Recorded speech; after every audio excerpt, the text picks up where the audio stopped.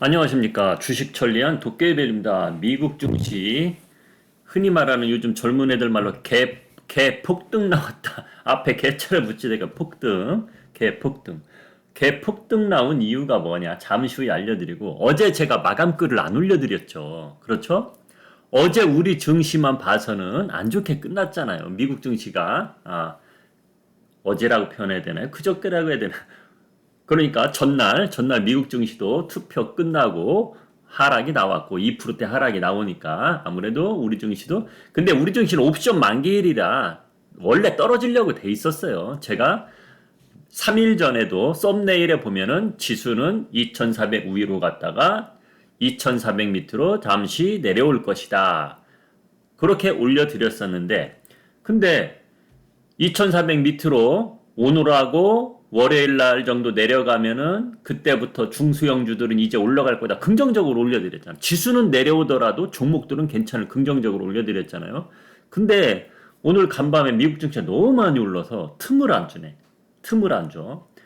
그런데 제가 보기엔 중수형주 지금 들고 계신 분들 또는 중수형주 매수하려고 하는 분들 오늘 매수 기회는 올 것 같아. 매수 기회가 온다는 게 무슨 얘기냐?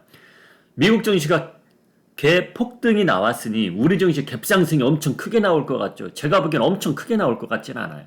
엄청 크게 나올 것 같진 않고 적당히 갭상승 나서 추가 상승이 나오면 중소형주들보다 대형주부터 가기 때문에 중소형주들은 소폭 상승해서 출발할 거예요. 그러면서 점점점 늘어날 거라고 봅니다. 그러기 때문에 오늘 장 시작하고 잠시 몇 분 지켜보세요.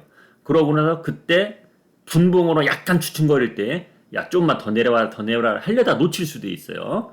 그러다가 매수하면 된다고 저는 봅니다. 저는 절대적으로 최근 계속 강조하죠. 추격 매수는 아니다. 차트상으로 제가 차트상으로 설명을 해드릴게요. 예를 들어서 이 정도까지 올라온 거 주춤거려서 또 올라갈 수 있어. 그러나 먹어야 많이 못 먹는단 말이야. 차트상으로 어느 정도냐. 지금 완전 이렇게 바닥인 종목들은 조금씩 다 올라왔어요. 중소형 주들도. 그래서 한 요 정도 요 정도 돼 있는 차트들이 아직도 많습니다. 이 종목도 충분히 이 정도씩 오르면 요번에 잘 사면 20%에서 15%는 한 달 안쪽으로 한 달 안이 뭡니까? 중수형제 발동 걸리면 2, 3일에도 그 정도 올라가는데 충분히 먹을 수 있다. 절대적으로 차트 밑에 있는 걸 사라. 자, 그러면 제가 어제 마감글을 왜 안 올려드렸느냐? 저만의 알고리즘 초기 발동이 된 거죠. 무슨 이야기냐? 평일에 금요일 날은 제가 마감 증시를 안 올려드릴 때도 있어요. 휴일 날 올려드리고. 근데 평일에 마감 증시를 안 올려드리는 것은 1년에 한두 번 제가 뭐 출장 간다든지 그런 것 때문에 안 올리지 일부러 안 올리는 경우는 없어요. 근데 어제는 일부러 안 올렸어요. 왜 일부러 안 올렸느냐?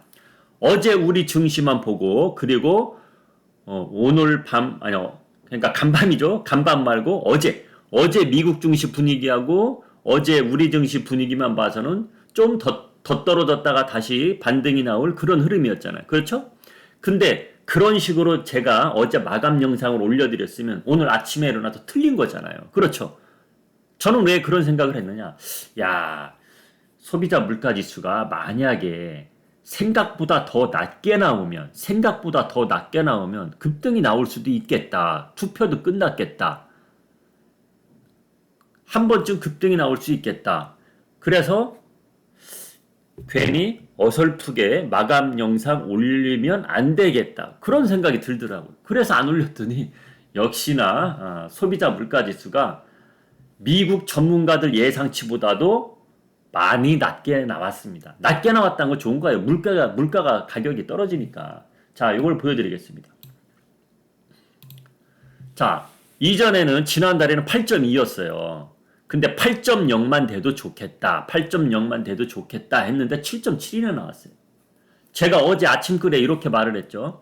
자, 소비자 물가지수가 예를 들어 7.9 정도, 뭐 7% 후반대만 나와도 좋은데 그것보다 더 낮게 나왔어. 그렇기 때문에 소비자들, 투자자들 심리가 급상승한 거죠. 그리고 제가 일주일 전에 이렇게 말을 했죠. 일주일 전에 미국 증시가 일주일 전이라 하면 요겁니다. 요거 떨어질 때. 미국 증시가 이렇게 올라가다 이렇게 쭉 3일 연속 막 급락이 나왔잖아요. 그쵸? 3일 연속. 요때 제가 이런 말을 했죠.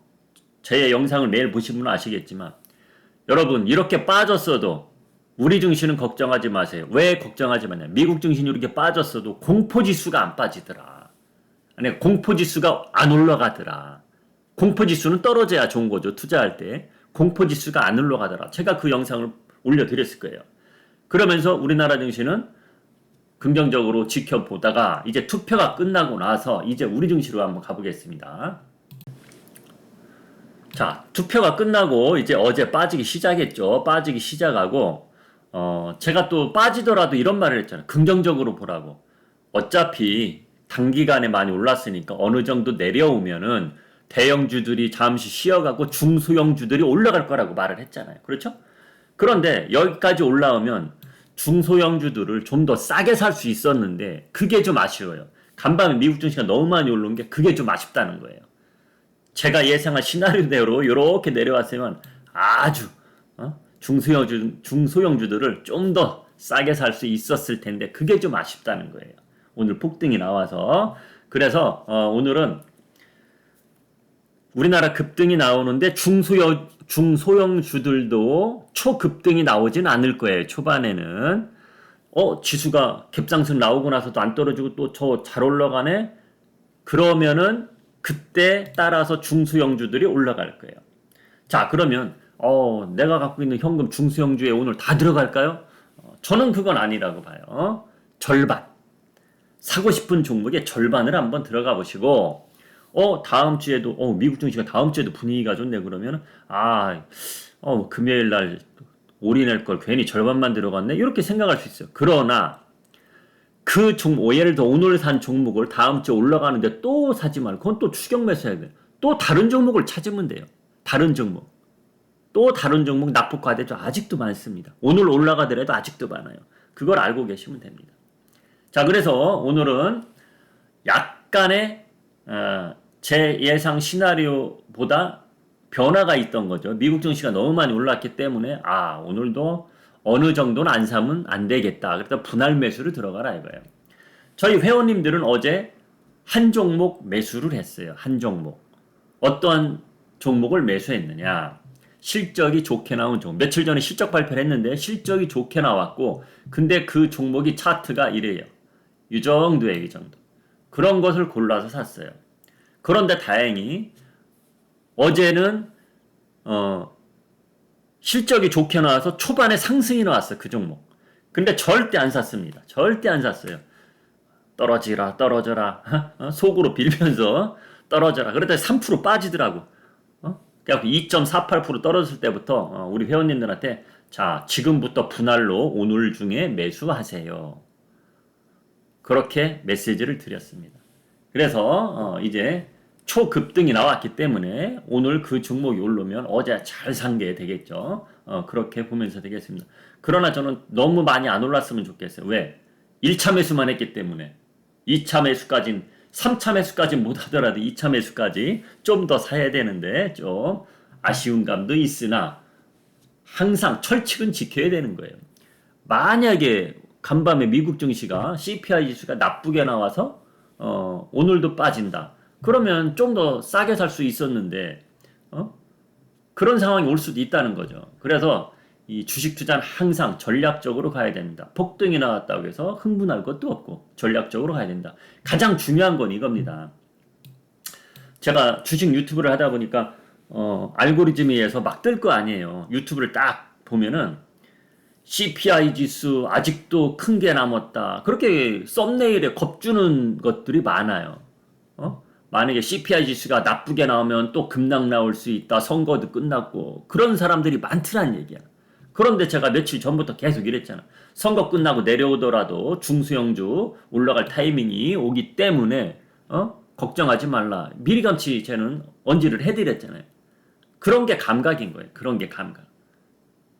그런 게 중요한 거다.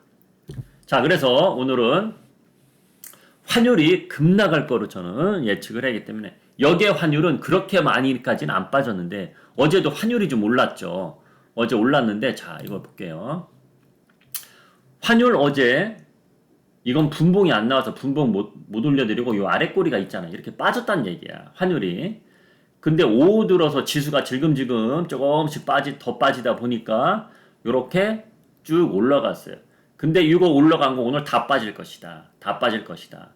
그러면 잘 보세요. 단 5일 동안 1450원에서 1350원까지 만약에 오늘 내려간다면 100원이 빠지는 거거든요. 그럼 7, 8% 빠지는 거예요. 그렇죠. 7, 8%.